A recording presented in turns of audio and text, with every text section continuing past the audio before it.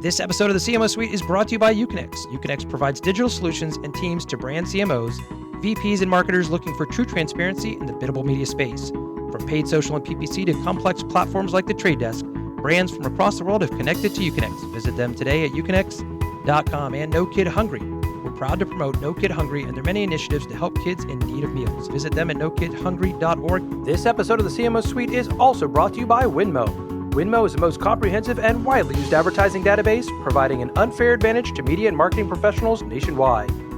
Winmo tracks every national advertiser, their agency relationships, and key executives within each organization. Get instant media spend, competitor tracking, and industry trend analysis in one easy-to-use application that integrates with all major CRM platforms. CMO Suite listeners receive complimentary trials of Winmo just by visiting winmo.com/CMO Suite. Finally, the CMO Suite is presented by the CMOcouncil.org as their official marketers podcast. The Chief Marketing Officer Council is the only global network of executives specifically dedicated to high-level knowledge exchange, thought leadership, and personal relationship building among senior corporate marketing leaders and brand decision makers. The CMO Council's 15,000 plus members control more than $550 billion in aggregated annual marketing expenditures and run complex distributed marketing and sales operations worldwide. For more information on membership, visit thecmocouncil.org. Let's start the show. You're in the CMO Suite, the podcast for marketers who want to be in the know, presented by Connectivity Holdings. You are listening to the CMO Suite podcast. I am your host, Sean Halter. As many of you know, we started the season in New York City. We know that there's a lot of transformation that's happening out there, and certainly to many of the marketers that listen to the show, they're going through a transformation, either through the brands that they represent, or in some cases, they were just starting something new or had already begun to kind of evolve their life to some extent. And with that, that is really the topic for this episode of the CMO Suite. As many of you know, from time to time, we try to bring back one guest each season that we've had on a previous season and kind of catch up with them to see really how their life has changed. And that can't be more premonition than now. So my guest today is Alyson Griffin. Alyson is really a consultant to many in the industry, especially when it comes to ad tech and martech. She is previously with Intel. She also spent some time at HP. We'll talk a little bit more about some of that. The last time we had her on the show last season, we literally just had the chance to kind of scratch the surface, and she was just beginning to really think of what the next evolution of her life would be. And so with that, we're happy to have her back on. Welcome Thank you to the show, Alyson. You're welcome. Thank you. It's good to see you again. You as well. It's kind of crazy. When we did season 1 of the show, we did a lot of them kind of like this. We did them remotely. And then we realized, it's so much better when you're kind of in person and you can kind of sit across from somebody, have a real conversation with them. But just as with anything else, this uncertainty brings with it what it brings. And so you adapt around. And if adapting isn't the word for today, I don't know really what is. So how are things where you are? Things are great where I am. Thank you for asking. And change is the big word, right? Just from a personal, professional, I think about change a lot. And there's the, oh my gosh, moment when all of this started, or in times of any kind of change. And I think about change in the 3 E's. You have to have your moment and then exhale. It's like, okay, let me think about this, and then embrace it. And I think I'm at that stage right now. So what I mean by that is I've got 2 boys. One is in college and who's now had to come home, and the other who is a junior in high school. And I say all that to say the embracing part, after we freaked out and we were upset and all of that, gosh, family dinners seem to be pretty great, and movie night and game night and just being with our family has been I'm going to embrace this time right now because it's fleeting. I know, I hope. And then to experiment with what we want to do with the time that we have differently, and thinking about new things. And that's something you and I had talked about before is kind of somebody's path isn't always the way they thought it would start out to be, and experimenting and trying new things in times of change, I think give us a little bit of hope and give us something fun to think about. The tricky part of this to some extent, when you're in your 20s, it's not hard to go, I don't like doing this. Let me just go do something else. I mean, we've all had employees who've said, hey, you interview them. They're like, this is exactly what I want to do with my life. And a year later, they're like, I want to, go be a doctor, or I'm going to do something else entirely. And you're like, geez, But when you get a little bit older, certainly when you get my age, my club age is 46. Can I pass for that, Lisa? Yeah. Am I 50 or 51? How old am I? Still trying to figure that out. It's We're hard in the because same ballpark. That's right. There. You're in the middle of whatever this moment is. You have responsibilities. You often have employees who either work under you or for you. You have responsibilities, and you can walk away from that should you choose to. But even when you walk away from that, the path still doesn't stop. You have to keep moving forward. Life moves forward. Your kids have responsibilities. You know, it's such a weird moment for everything to literally stop. It'll never happen again, we hope. It'll certainly, potentially be something that will cause, as you said, these different levels of the three E's. But for some of us, there's also a moment of clarity that maybe will come from this, where you were able to at least just kind of stop this Ferris wheel a little bit and kind of, reassess. And to your point, having your kids back, we talked about them a little bit on the last episode. My kids, I have twins, 16-year-olds. I've seen them more, in the last couple of months than I saw them probably all of last year. And that can't be anything other than a blessing. Right. Exactly. And that's how, I don't know, in order to get through all of it, I have to just focus on that, the blessings part, and recognize them where they are. So it's not what anybody would have chosen. And I know there's a lot of scariness and hardship out there. But there is in everybody's life, I think, that little blessing they can think about. So talk to us a little bit. Again, we got to hear about your past, some of the great things. If you haven't listened to this episode from last season, you definitely should go back and check it out. We talked about the fact that your mom had worked, that she was at HP or at Intel? HP for 43 years. Yeah. Forever. Yes. And you spent some time working through there. And again, even to bring that back full circle, it's amazing for anybody to spend that amount of time on a career path. You spent some time there, and then you worked your way through Intel, and you were there for quite some time. And then at some point last year, you decided you were ready to do something different or just new with your life. I think for me, I'm thinking about how to help brands who are really valuing the marketing function as a critical part to their growth and their change plans. And so I've spent a long career, over 25 years at HP and Intel, and it's been great, and I love it. And I love high tech, being in Silicon Valley. And I want to use all of that experience to be able to help a company that is in just a different stage than, this big kind of monolithic brand situation. Well, to your point, in some ways, again, just as we kind of started the conversation, when the world is going so fast, when your world as an executive is going so fast, it's not as if you could just walk into a boardroom and go, let's do this completely differently.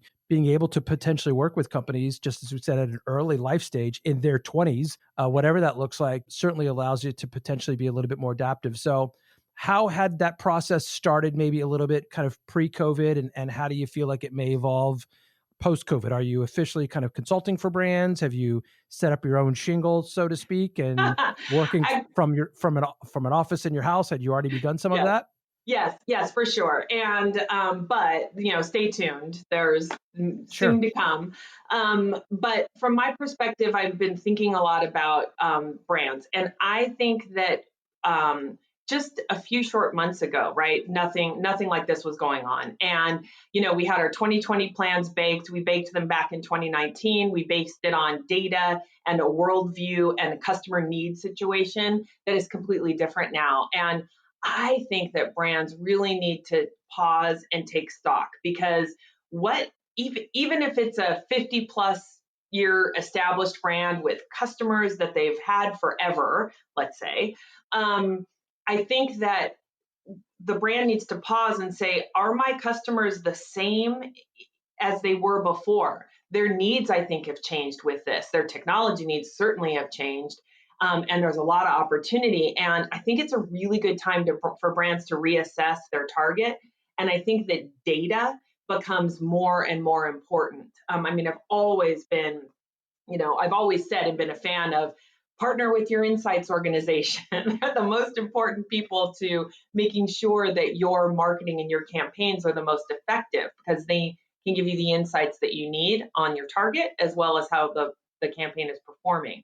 But now I think it's not okay to just go and say, oh, we totally know our customers. You know what? They're different.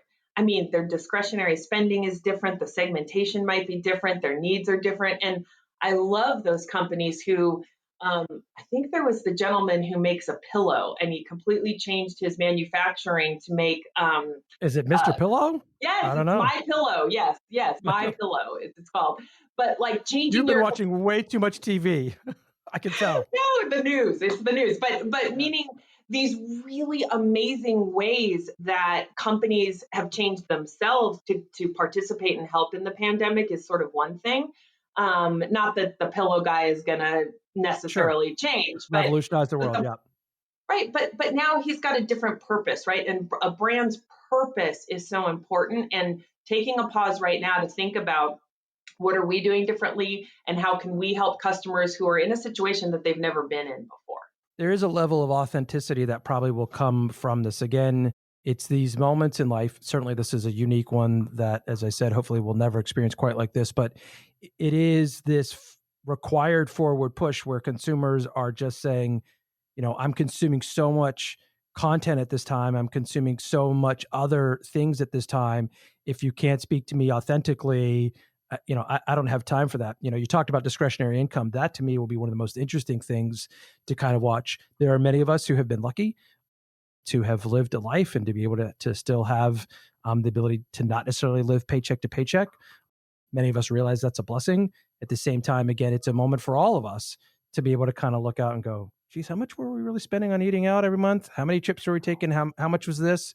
And it does allow you to kind of shrink that life back at least a little bit, and coming out of this, still try to support as many of those verticals as you can, but also realize what's most important. My kids don't care if we eat out 6 nights a week. And there's a beauty and the blessing sitting home last night and having my son in the kitchen, or we do Sunday night dad's dinners now where it's me and my 2 kids and we make dinners. I'd rather do that than another night of takeout maybe.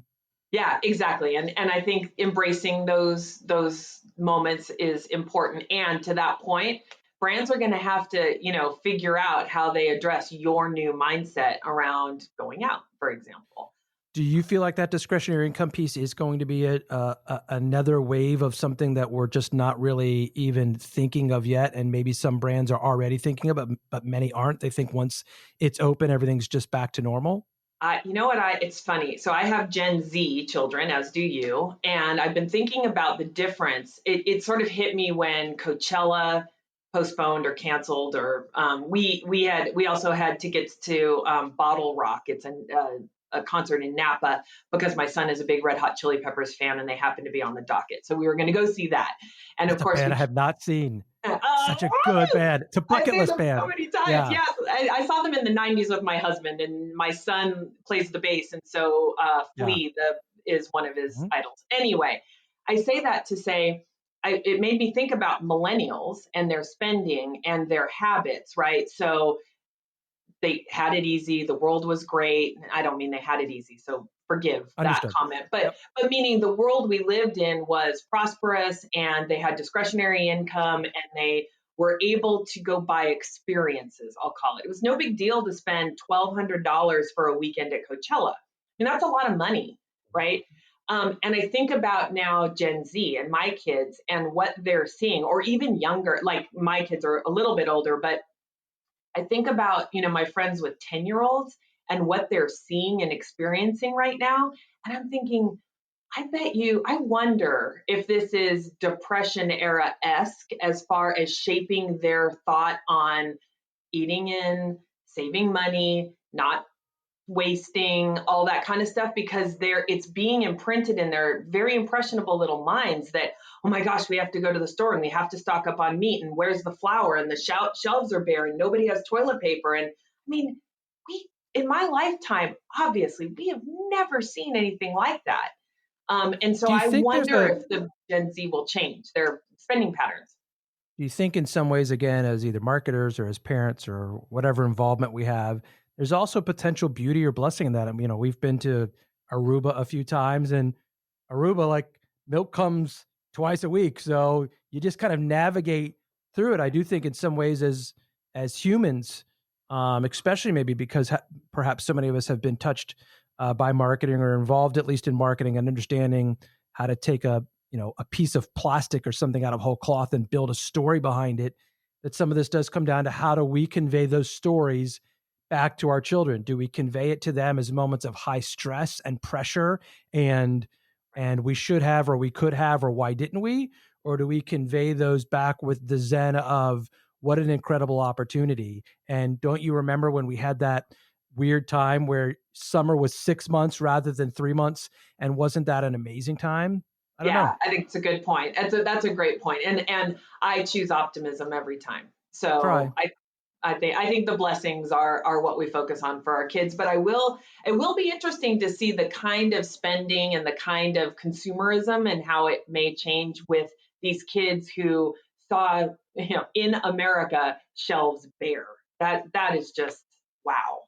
Yeah, we talked to a few people that I've got some pretty good relationships with that work again in that kind of channel function, and that is another wave that I don't know is going to end anytime soon. Even after we open up, whatever opening up kind of looks like, there's still going to be parts of that we've just never had to deal with as Americans. Well, and here, right. And here's an interesting thing. So again, the opportunities. So supply chain, I think, becomes a very important forward career when maybe nobody thought about that a while ago. Everyone's data scientist, and that's very important, of course. Yeah, But, other things are going to come up.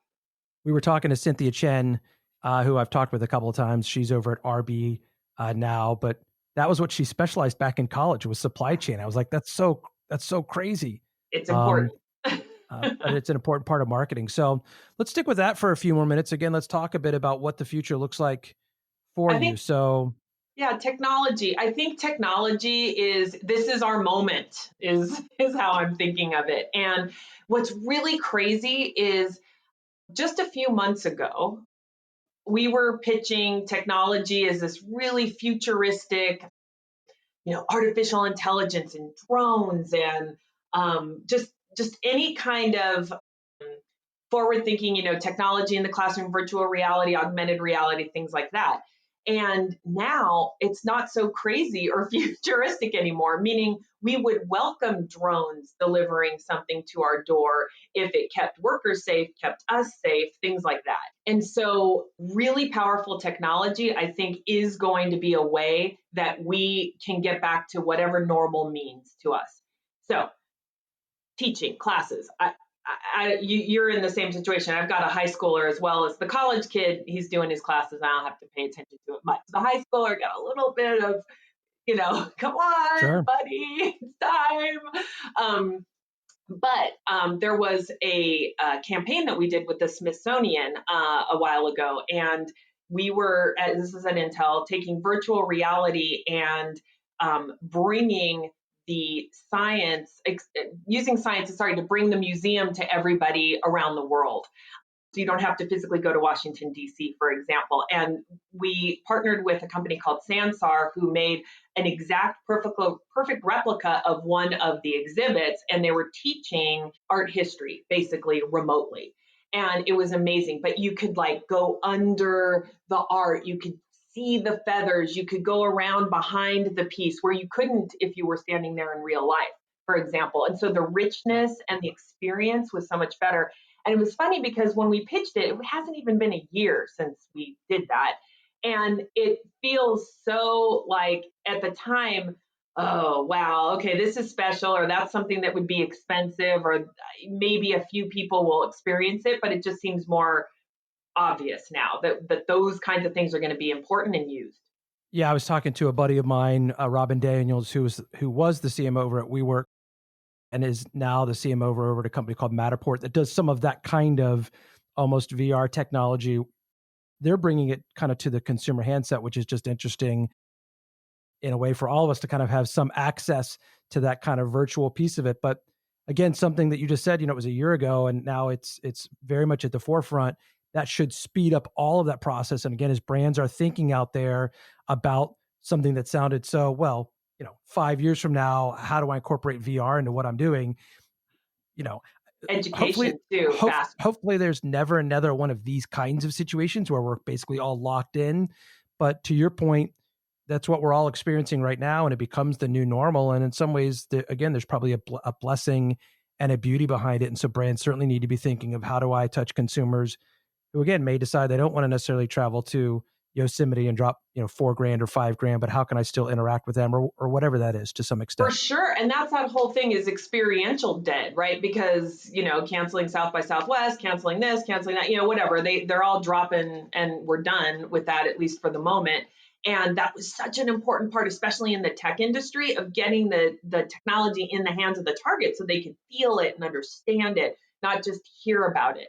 And we've got to solve that. We as a marketing community, you've got some of the best network around, Sean. And I think we need to figure out in this time, while we're, we got a little extra time on our hands, is to kind of think together as a community about, look, experiential can't be dead. It can't be. We have to find a way. It just is going to be different. And we have to figure out how we make it real. And again, maybe to your point, this is for those of us who are a little longer in our career, a moment for us to be able to say, I want to change, and not have any shame behind that, not have somebody go, well, how in the world could you do that? We all get almost a free pass at this point, that nobody's going to come back and look back at whatever, wherever you continue to evolve the business that is you. Nobody's going to go back and look and go, why in the world did she make that decision? Or why in the world did that happen? It's a moment for it to kind of feel a little normal, obviously, to some extent. And probably some people are going to be like, wow, you were again thinking a little further ahead, and just created that moment. So what does the next 6 months look like for you? I wanted to add one thing quickly. Please. Is I think brands it's your show. Okay, good, great, yay. I think brands now are going to have to think about action campaigns. And what I mean by that is, so AT&T Wireless did something with John Krasinski. He's right now doing that Some Crushing Good it. News. Yes, I'm totally crushing it. And, there's been a lot of commercials and advertising around, hey, we're with you. We're all in this together. Everybody's got the email from any retailer they've ever visited in the last decade, all that kind of stuff.